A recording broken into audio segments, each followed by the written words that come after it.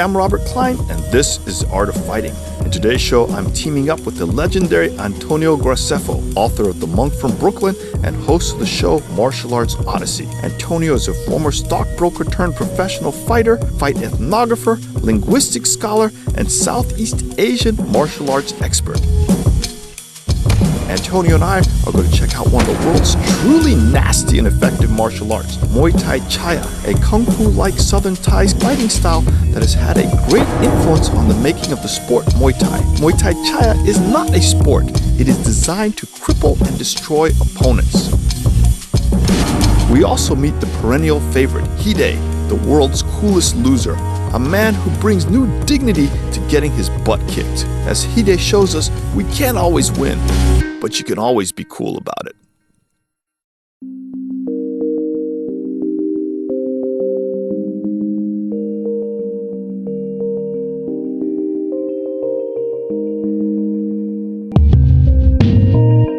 Today we're hanging out with Antonio Graceffo of the show Martial Arts Odyssey. Antonio is a martial arts adventurer who has spent the last 9 years studying cool Asian languages and even cooler Asian martial arts. He has been an expert advisor on Fight Quest, Human Weapon, and just about every other fight show. He is also an author who has written about 6 books and hundreds of articles on martial arts. Today, Antonio is taking us to check out a really cool Thai martial art called Muay Thai Chaiya.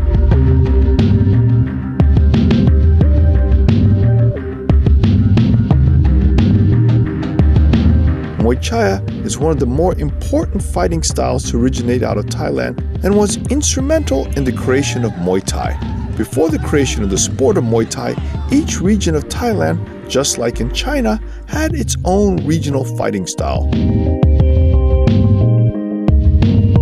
Muay Chaiya was originally from southern Thailand, and like its offspring, Muay Thai relies heavily on elbows, knees, and shin attacks. But unlike Muay Thai, it puts a huge emphasis on defense. The other important difference is that unlike Muay Thai, being macho and durable were not highly valued. The point was to damage your opponent as quickly as possible and with as little injury to yourself as possible. In Muay Chaiya, you're not trying to show a crowd how tough you are. You are just trying to win. It's not like modern Muay Thai where you go in on the first day and you're learning to punch, kick and elbow the first day and you're kicking the pads and stuff. People fight after the first month and stuff.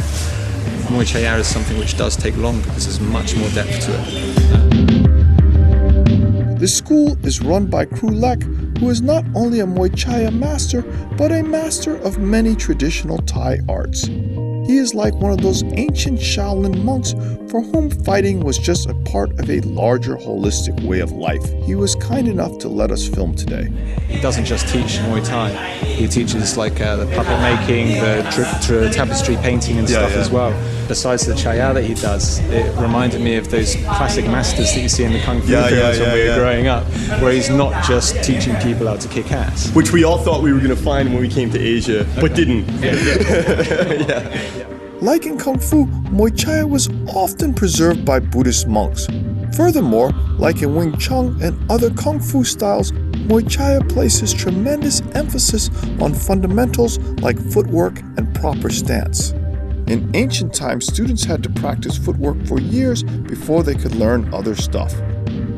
As a teacher once told me, Muay Chaiya is sneaky and nasty.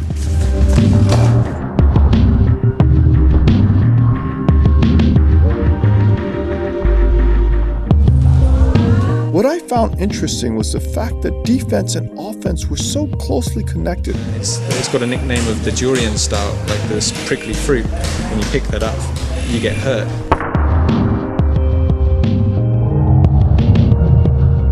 One of my personal obsessions is with effective head defense against bare-knuckle attacks.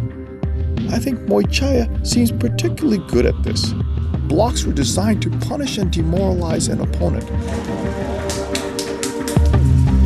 An over-aggressive opponent only hurt himself more.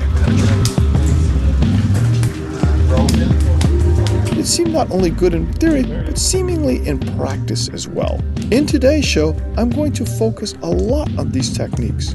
Our guide is senior instructor Nathan Brown, who's going to show us the fundamentals of Muay Chaiya's elbow-oriented head defense. I mean, the basic one is just tap malat, which is this. Okay, this is how we practice it, sort of for reactions. Now, if we were doing it for real, what I'd do is actually open the elbow up, so you actually hit the elbow, or come across with the other side. This comes up the centre here. So if you punch straight from my nose, it comes up and it guides it to the outside. So it's center line defense. Yeah. And so if you're actually punching for real, your weight's coming forward. So you actually come into the realm of the elbow. And so if you, so I just have to take. So you try to step in. That's it, exactly. I'm impressed. The fundamentals. I mean, I feel like if you had this style, you could really come in on a guy, defend him, and then just bang him. Not even use your hands. Say you broke your hands hitting him, you could still function just on elbows. Next, we're going to watch Muay Chaiya sparring, Muay Chaiya versus boxing, Muay Chaiya versus Muay Chaiya. I really like the Muay Chaiya low kick. While hardly glamorous, it is quick and powerful and well designed for close-range combat, much more so than the more traditional Muay Thai kick. In addition, Muay Chaiya kicks primarily focus on crippling legs and stopping attacks before they can even begin. Tay, who is a senior student and a movie star, uses these kicks to great effect on Antonio, hurting him and preventing him from getting close enough to use his punching power. Because the kicks use the full torso behind them, as in the Muay Thai kick, they generate a lot of power quickly, even at a short distance. And they are a bit faster than the traditional Muay Thai kick. The semicircular spinning action the fighters use to move makes launching the kicks particularly smooth and effortless. I was completely skeptical about this. I'm like, I'm not seeing enough power to do damage. But when I saw the defense, I fell in love. I love a good defense.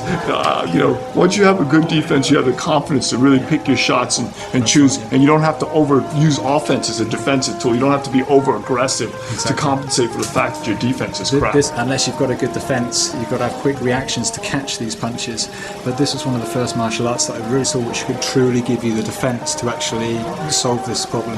And the beauty of this martial art I'm discovering is that when you defend, you often hurt the guy so much you really demotivate him from trying attacks. The defense is like, it pisses you off. You're hitting elbows, you're hitting knees, you're hitting all kinds of things you don't want to hit. So it's really, not only does it cover your head, but it actually punishes the opponent with the thing he wants to do most. So, thank you. Thank you for watching this ever so brief introduction to the world of Muay Chaiya. We'd like to thank Antonio Graceffo and Master Krulek for giving us permission to make this show. I'm your host, Robert Clyne, and this is The Art of Fighting.